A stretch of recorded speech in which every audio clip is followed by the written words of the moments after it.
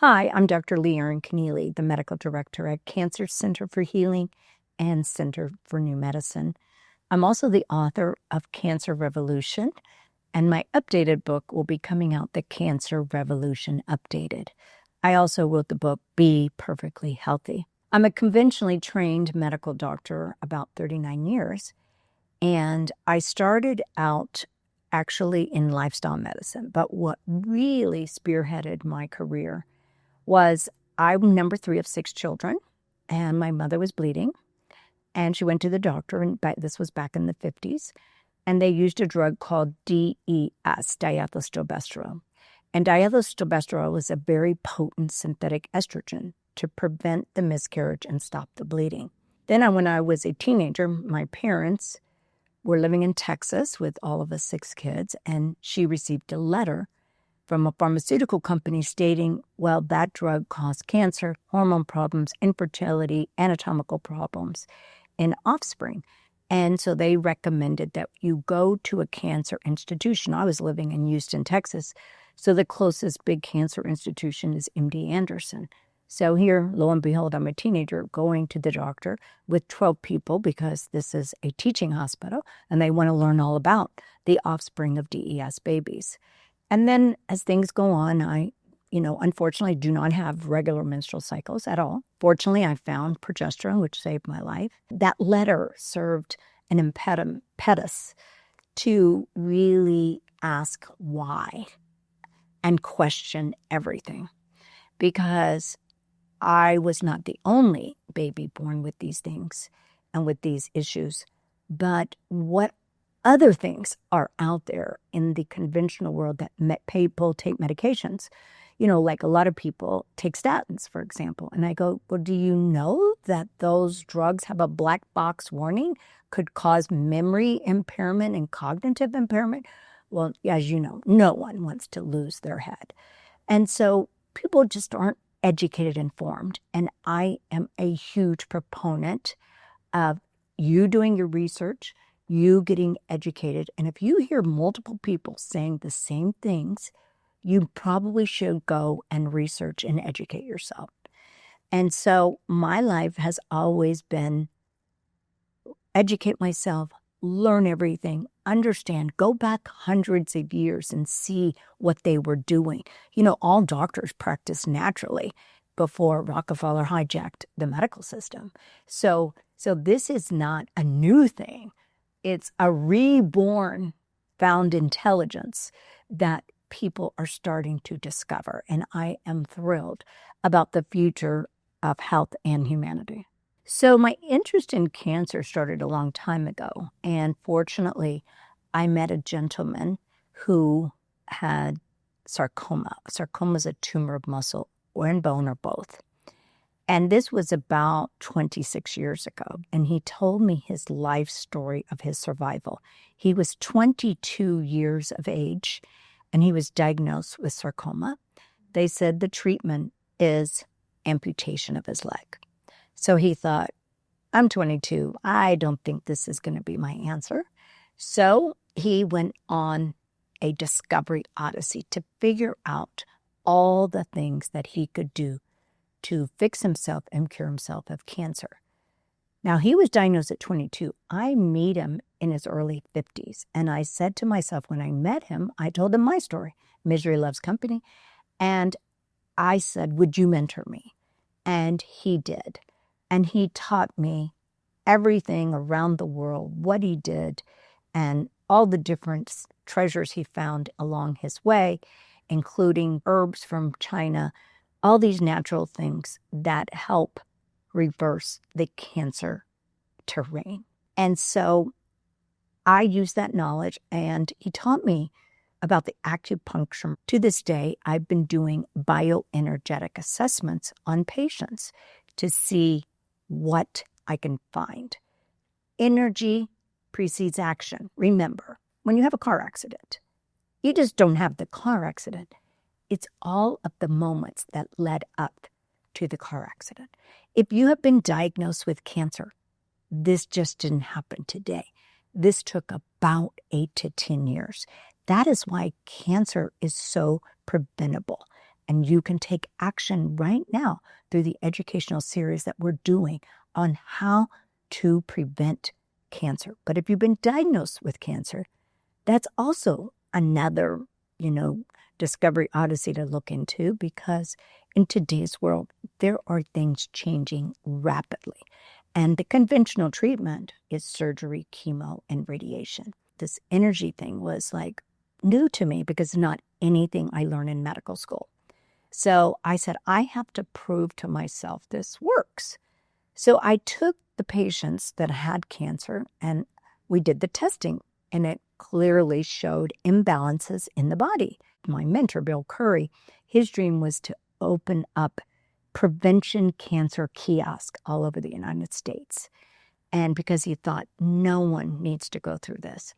Well, unfortunately, he was in Cuba and he got his leg stuck in the clutch of a Volkswagen and he got a very bad infections.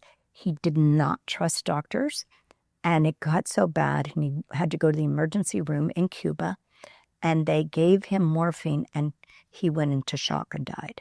But, the spirit and the information of what he taught all the people are still going on. There's other doctors, other practitioners, acupuncturists, people educating on the power of these herbs to help with cancer patients. So we were at an educational conference and Dr. Contreras says, look, I would like to partner with you and build an oasis of hope in America. So I had a good friend of mine who was an oncologist. And I said, would you be interested in working with us building an integrative oncology program? Well, most oncologists are not interested in this kind of thing at all.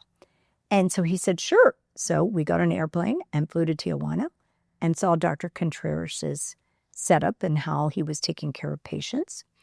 And so then we duplicated with our first patient 18 years ago because we saw an increase in cancer patients. So we said, let's set up a whole entity devoted to taking care of cancer patients. And so it started with Oasis of Hope in Irvine. And then Dr. Contreras felt like he needed to just focus on Mexico. So we changed our name to Cancer Center for Healing, and Oasis of Hope still continues. But I'm very thankful and grateful to Dr. Contreras because we all together, the oncologist, myself, and Dr. Contreras, built protocols, and they have been ever growing since. And so the need came out of my own personal interest and with the increased incidence of cancer patients. And it's just a passion of mine. One, to prevent cancer, for the cure for cancer is prevention.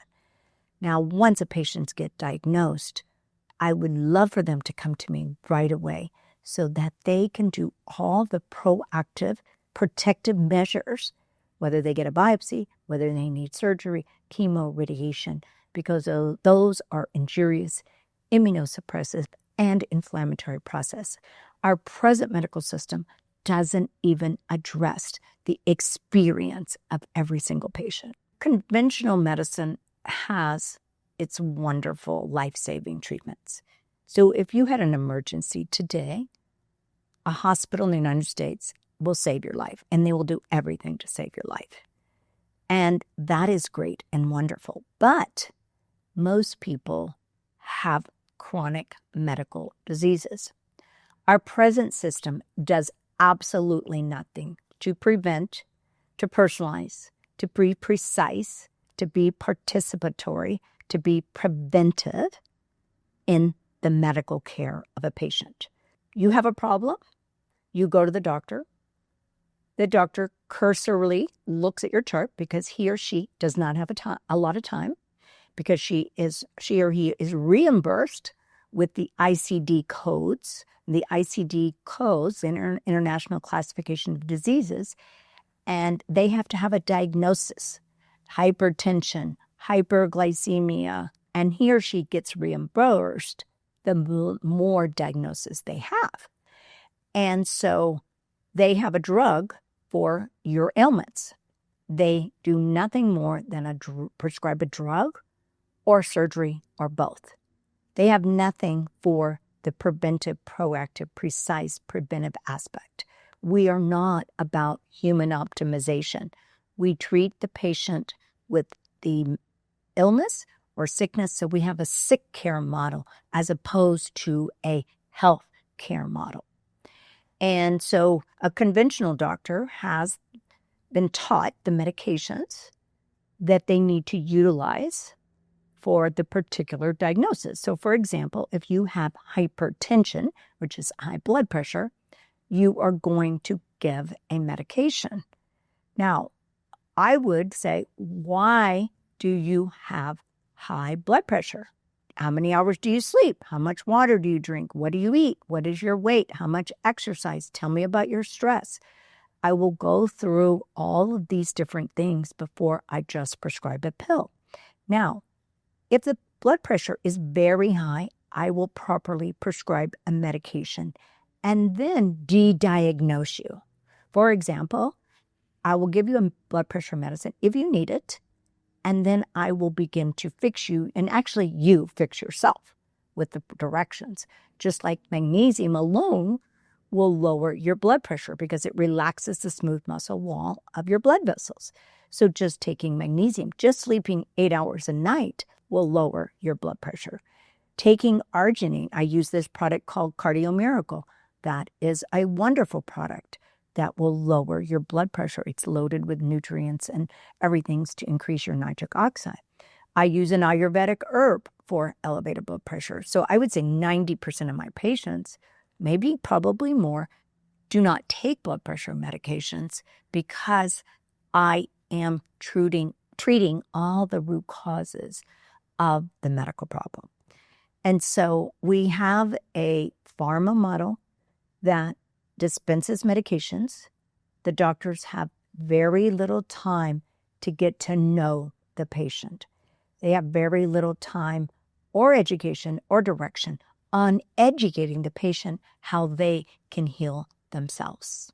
One of the modalities that I have probably almost every patient do is red light therapy. So I have a red light bed in my clinic, and it has 50,000 red and far infrared in the lights. And red light therapy has been around actually a very long time, has lots of published studies about the efficacy of red light therapy.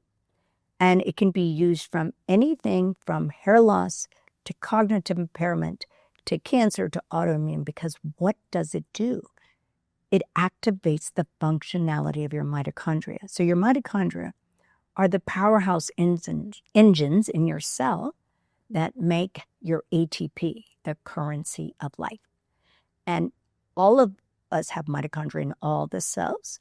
The better your mitochondria are equipped to take care of you, the better you're going to feel and the better you're going to heal.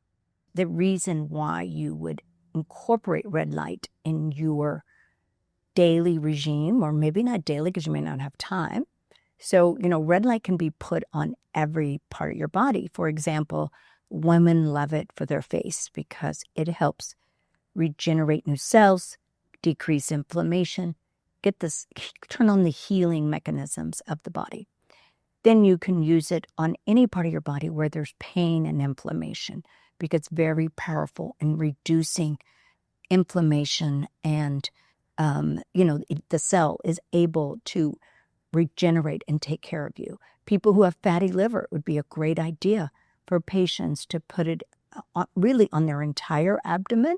You could put it on your liver, which is up in your right upper quadrant, but also like if you have endometriosis or you have any kind of pelvic, fibroids, you could have intestinal issues.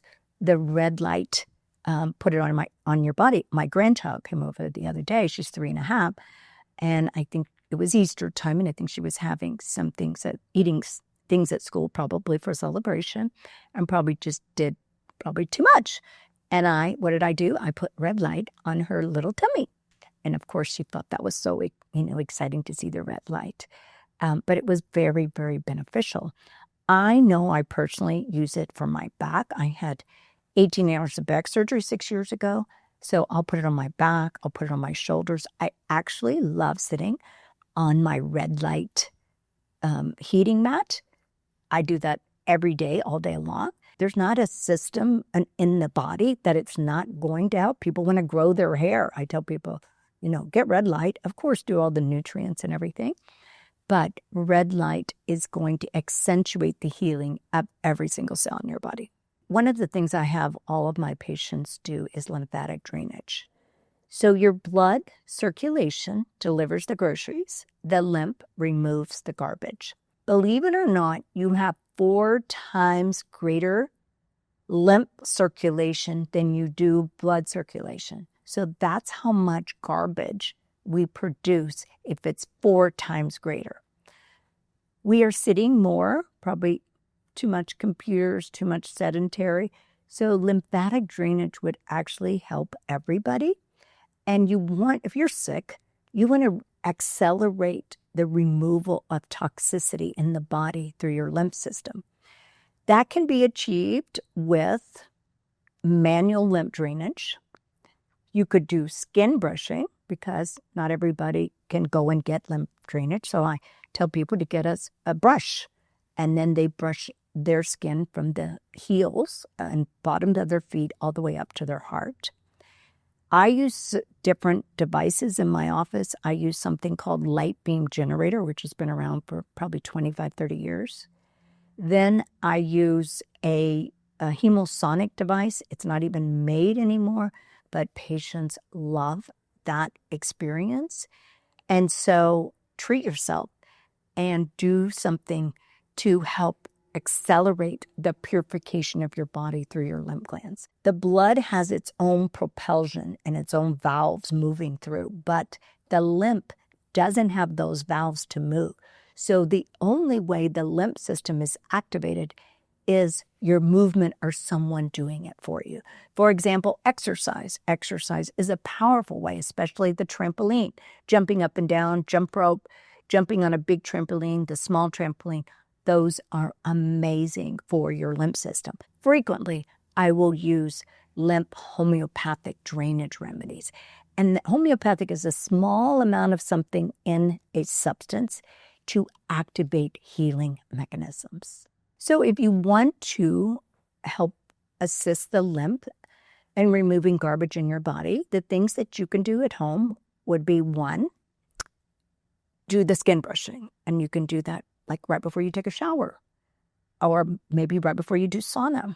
It would be an unbelievable adjunct. Now, I mentioned before that I use homeopathic lymph formulas, and you can find that easily online and look for it. Look from a reputable company and supplement with that. The other thing is, I mentioned exercise. Just use any moment to move. The more that we move, the better. Incorporate exercise snacks in your life. That means if you're sitting watching TV, maybe you're sitting at your computer, get up and do 10 up and down squats in your chair. Every kind of movement will help the lymph move. Now, the most popular thing people buy are the rebounder trampolines. So those aren't too expensive. You can do that. And maybe start out, because you won't be able to do a full 10 minutes when you start. Start out with a couple of minutes. Put on the music that's going to raise your vibration and get on there and do a couple of minutes. And let's say you can only do 1 or 2 minutes. Okay, give yourself a rest. Get back on there and do a couple more minutes.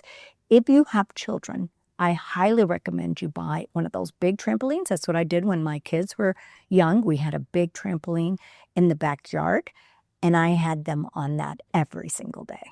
I think it's very important that we incorporate some kind of purification in our body on a daily level.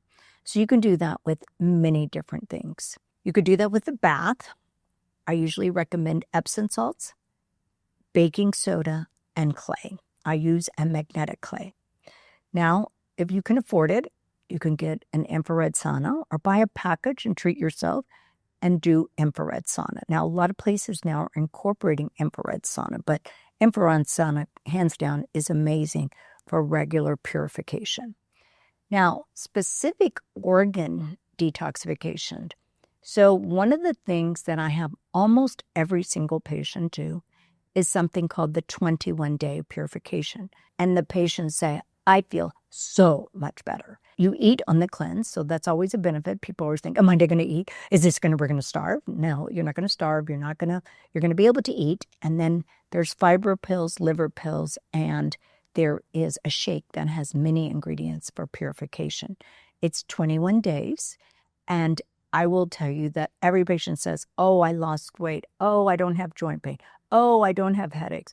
Oh, I feel so much better. So, I sleep so much better. I mean, so many things. So we use that as a foundational protocol for all the patients in our clinic. Now, organ cleanses, a lot of people have fatty liver today. So about somewhere between 30 and 40% of the population has fatty liver. And that started increasing probably about 5 to 7 years ago. So you don't want to keep the fatty liver. Now, medical doctors, conventionally trained, do not really talk about fatty liver. Why? Because there's not a drug to treat fatty liver. But if you have fatty liver, you must address it. Why? Because if you have fatty liver, it can lead to cirrhosis. I can fix fatty liver. Very, very difficult to impossible to fix cirrhosis. And I've had many patients who had fatty liver, the doctor didn't tell them, and now they're seeing me for cirrhosis. So that's not okay. Again, if you have any condition, you need to be preventive and proactive. Don't let a doctor say, oh, there's no options. Oh, there's nothing we can do. Like a lot of patients of mine have kidney failure. And I don't even think doctors really know what kidney failure is. But if you look at your BUN and creatinine, those are the kidney function tests, and you look at your eGFR, which is estimated glomerular filtration rate, that needs to be, ideally you want it between 90 and 100. But if it's less than 90, you know that your kidney is becoming more and more compromised. And so what I tell all the patients to do for early kidney failure or very advanced kidney failure is I have them do sauna or the baths. I give them a homeopathic to help drain their kidney. I use a company out of Italy called Guna, G-U-N-A, and that is a beautiful kidney drainage that works on the psychological, neurological, endocrinological, immunological. And I tell the patients this is going to take time because kidneys don't regenerate as much as the liver does. Now, if you have fatty liver, you should be doing castor oil packs, which can be used on any part of your body. You can use it with a red light. Also, you can combo those things together. You'll probably get triple the action of the castor oil and the red light if you do it together. And putting castor oil pack while you sleep. You've got to do liver flushes. I use a combination of Epsom salts and vitamin C, and then before bed, you do organic grapefruit juice with olive oil. You go to bed, and then you do the Epsom salts and vitamin C 2 more times. So you don't really have to take a day off to do the liver flush, but you've got to clean out your liver. And I would recommend that everyone clean out their liver. Do a liver flush at least every season. But if you have fatty liver, you should be doing that every month. Now, for my patients who are local, I give them an IV of phosphatidylcholine, because lots of phosphatidylcholine in the liver and in the brain. And I use a homeopathic from Germany called Hevert. And those two things, and I can, in 6 weeks, usually get rid of people's fatty liver. Why is oxygen so important to the body? Well, you'll die after 4.5 minutes of not breathing. So oxygen is very, very important to the body. We all wouldn't be alive. Plants wouldn't be alive if there wasn't oxygen. So oxygen is probably the number one thing you need to be alive. Water, you have to drink water too, but you can live without water for probably 72 hours. You can live without food for probably 30 days, but you can't live without oxygen. Now, when it comes to cancer, Otto Warburg, 100 years ago, received a Nobel Prize that cancer is an anaerobic, acidic fermentation process. Of course, everyone thought he was crazy and said, oh, your theory doesn't make sense. And of course, now, 100 years later, people are agreeing that cancer and the Warburg effect of an anaerobic, inefficient form of energy is being produced in the mitochondria. So oxygen therapies are vital, play a very vital role in our cancer patients.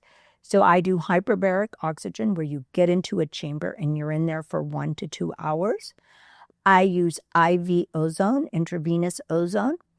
In my patients, I do something called EBU, which is a process where you put your blood, you get both of the arms hooked up and it goes through a filter, and then we oxygenate it and ozonate it.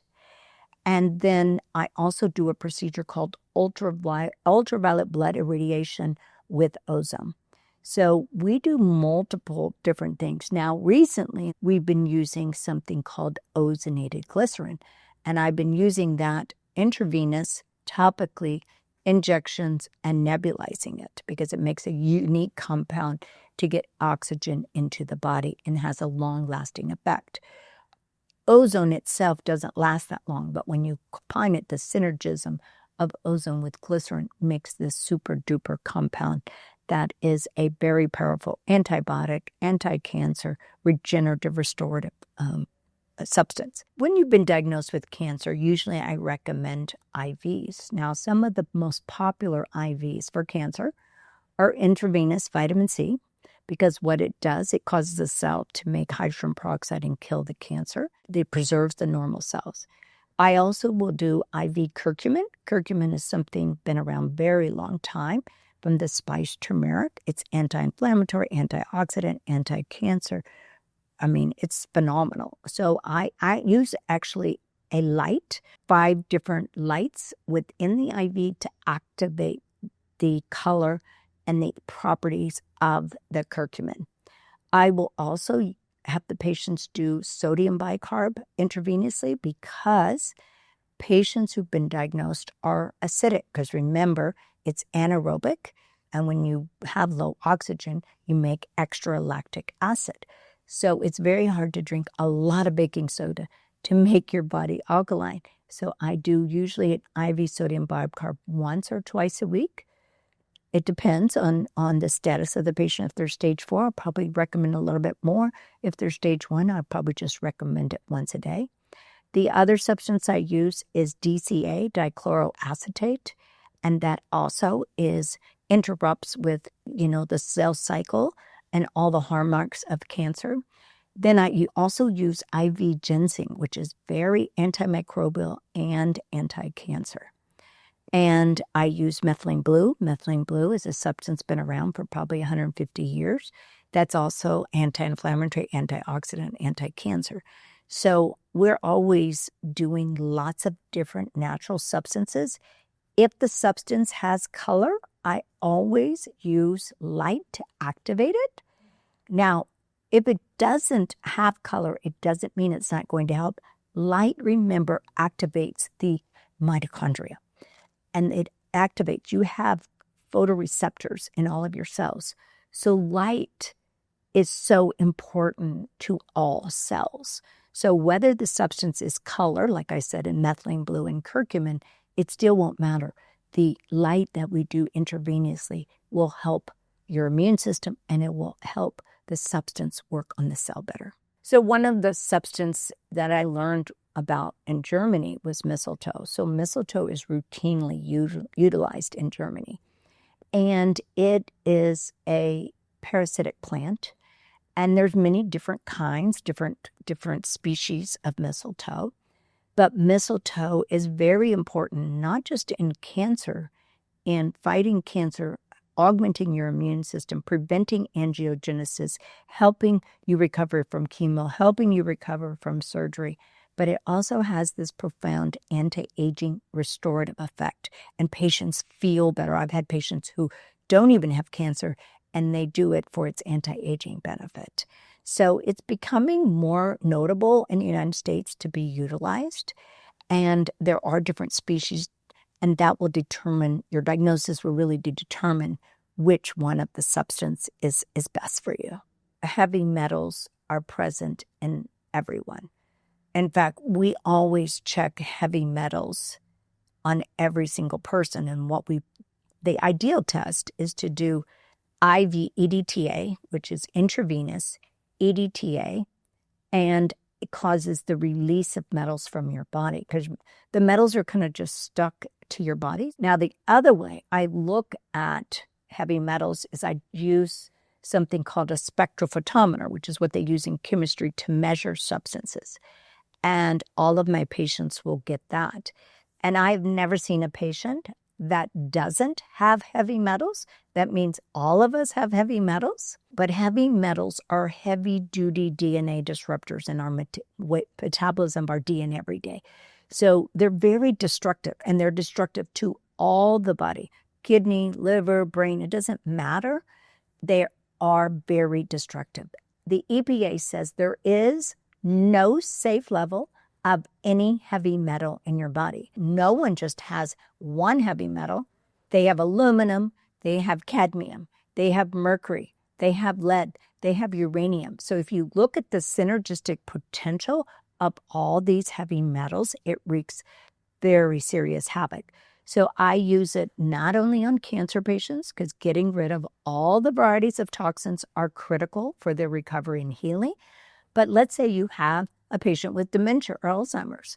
Like if you have aluminum overload, that is destructive to the neurons of the brain. And so you've got to look at the heavy metals in everyone because there's not a disease process that heavy metals don't play a role. For example, kidney failure. So like if you've been exposed to cadmium and lead, those accumulate in the kidney and disturb that very fine to those cortex and the medulla, all the area of the kidney and the renal artery and vein. You want those to be cleared. So heavy metals clog and damage and cause chronic inflammation. So using IV EDTA, I also use it orally. You can also use it topically, like for children. And so I use EDTA on a lot of my patients. For example, patients who have an MRI of a breast, they use gadolinium. Well, you've got to remove that accumulation of gadolinium in the body. So IV EDTA, one of my mentors, Gary Gordon, is the father of chelation. And he, years ago, I would say probably 25 years ago, and he was a conventional doctor radiologist by trade, and he developed heart disease. And of course, they wanted to do all this intervention. He said, no. So he took a deep dive in his own, problems. And then he formed this big worldwide discussion group. And everybody knew about chelation because he was the father of chelation. Of course, he talked about everything, but he talked about the incredible value of doing chelation in your body. We should really make a point that everyone should be focusing on mastering their self-care,